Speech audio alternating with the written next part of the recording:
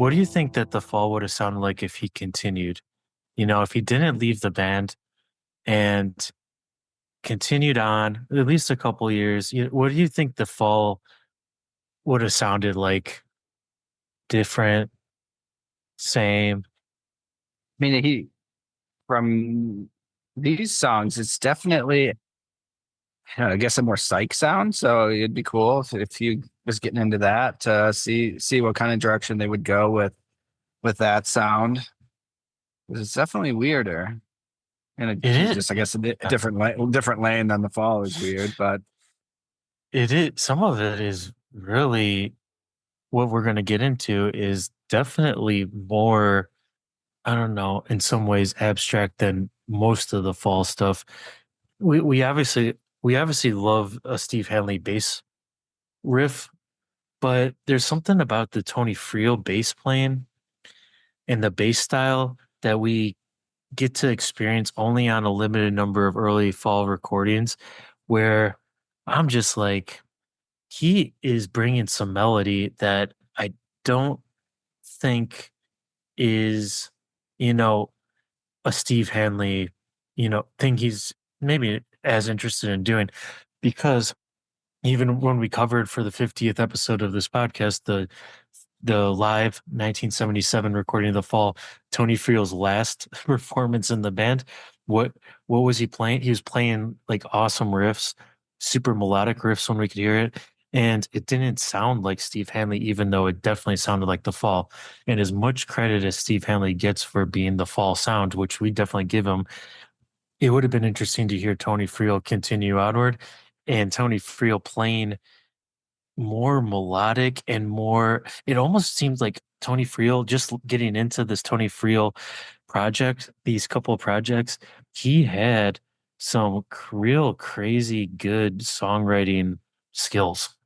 yeah, I think he had, especially early fall, he had openness to do what he wanted creatively, and the Mm, joy and the fun of it, because they were starting a band, they were young, they were just having a good time, which I imagine Steve Hanley coming in not that many years into it, but still he kind of saw the writing on the wall that it had already transformed itself and was now mm, Mark's band versus a collaborative mm. kind of project where they all got to introduce whatever they wanted ultimately.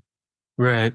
And the reason why Tony Friel left the band was apparently somewhat, at least minimally, because of Kay Carroll influence on the band, which he did not really appreciate or like the way it was going.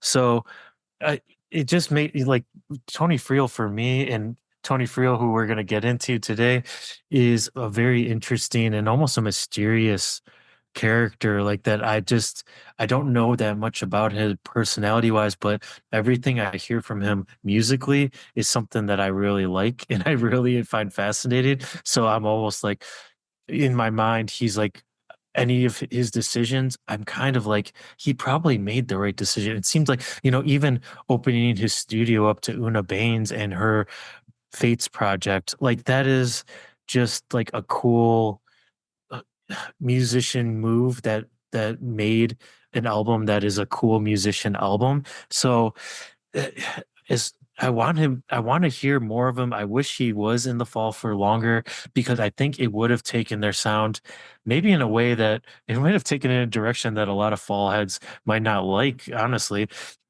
But I think it's something that needs to be appreciated, and that's what we're here for today.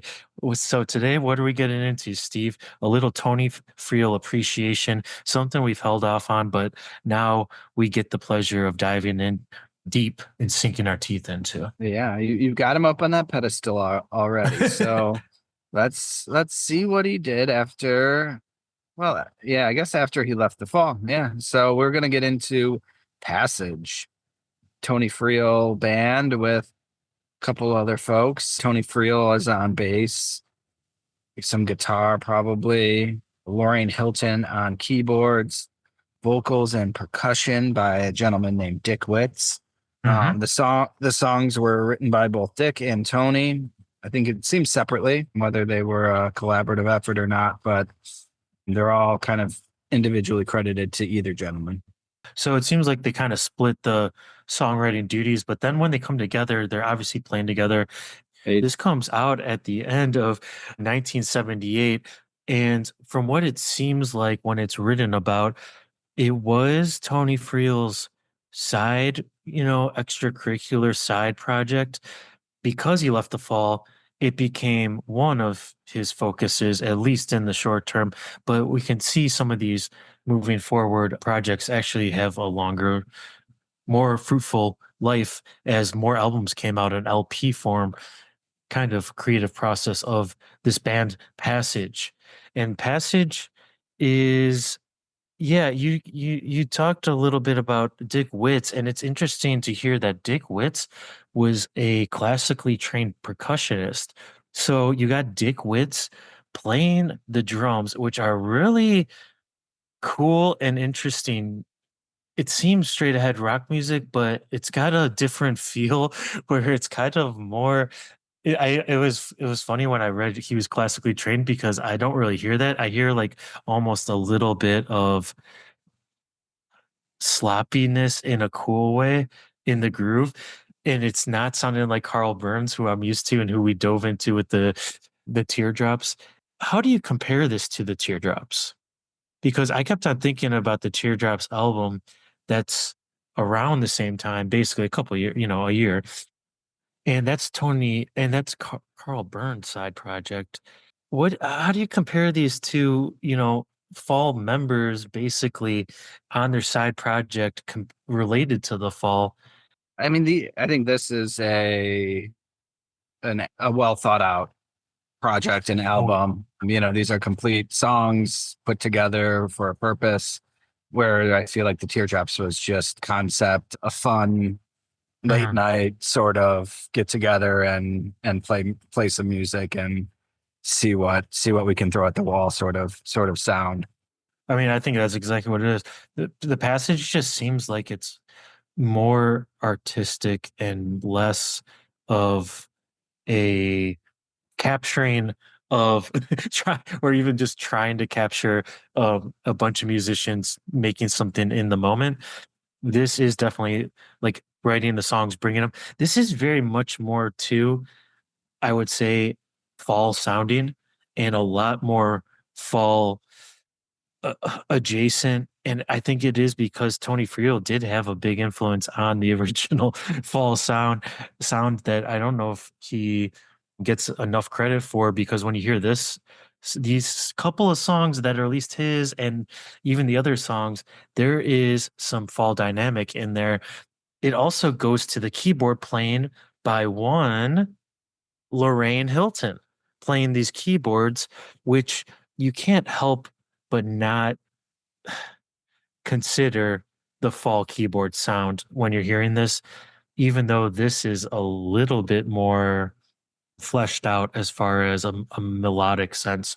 And I think that's what I keep going back to because that's the Tony Friel bass playing is so interesting and melodic, but also fitting into the song so well.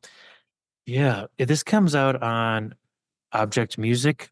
This is the same label that puts out the other EP we're going to listen to after this, which is by Contact and Object Music, which seemed to be a John Peel favorite, didn't it?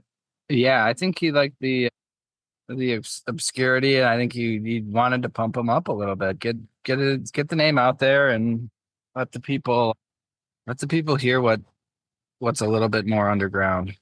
Yeah, Champion, a good record label, the Manchester record label, and always, of course, Champion some good Manchester music.